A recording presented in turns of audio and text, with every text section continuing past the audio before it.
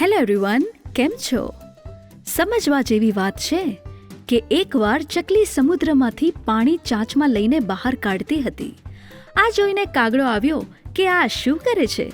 ચકલી કહે, મારા બચ્ચા સમુદ્રએ લઈ લીધા છે એટલે એનું પાણી બહાર કાઢું છું.